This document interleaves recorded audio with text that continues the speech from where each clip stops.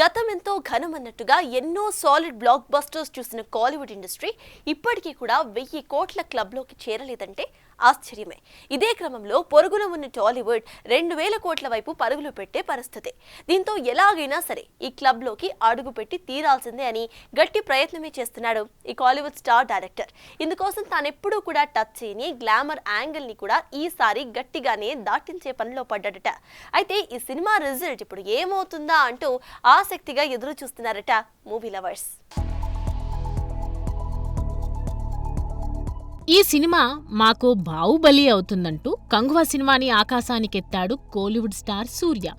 ఇక నాలెక్క 200 కోట్లు అంటూ కాలర్ ఎగరేశాడు ప్రొడ్యూసర్ జ్ఞానవేల్ రాజా. కానీ రిజల్ట్ ఏమైందో అందరికీ తెలుసు. అయితే ఈ మాటలని బట్టే 1000 కోట్లకి కోలీవుడ్ ఎంత మొహం వాచిపోయిందో అర్థమవుతోంది. ఈ క్రమంలో లోకేష్ దర్శకత్వంలో రజనీ నటిస్తున్న కూలీపైనే ఆశలని పెట్టుకున్నారు తమిళ ప్రేక్షకులు. ఇప్పటికే ఈ సినిమా 1000 కోట్ల క్లబ్లోకి చేరటం పక్కా అన్న కామెంట్స్ కూడా వినిపిస్తున్నాయి. ఇక ఈ అంచనాలని ఆదుకోవటానికి ఏం చేయాలో అన్నీ చేస్తున్నాడు ఈ యంగ్ డైరెక్టర్. అందులో భాగంగానే తానెప్పుడు టచ్ చేయని గ్లామర్ని ఈసారి బాగా పండిస్తానంటూ రెడీ అయిపోయాడు. తాజాగా కూలీ నుండి రివీల్ అయిన పూజా హెగ్డే లుక్ ని చూస్తూనే ఇది అర్థమవుతూ ఉంది.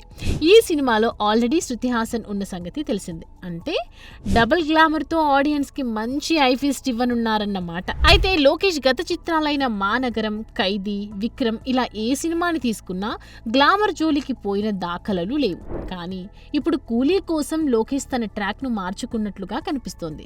రజనీకాంత్ హీరో అవటంతో లోకేష్ తన మార్క్ లేకుండా ఈ సినిమాను తీసుకున్నాడని, అందుకే కలరింగ్, గ్లామర్ అంటూ ఇలా శృతి హాసన్, పూజా హెగ్డేలను తీసుకుంటున్నాడని అంటున్నారు. చూడాలి మరి ఈ అందాలు కూలీని 1000 కోట్ల క్లబ్ లో కూర్చోబెడతాయో లేదో. For more videos like this, subscribe Big TV channel.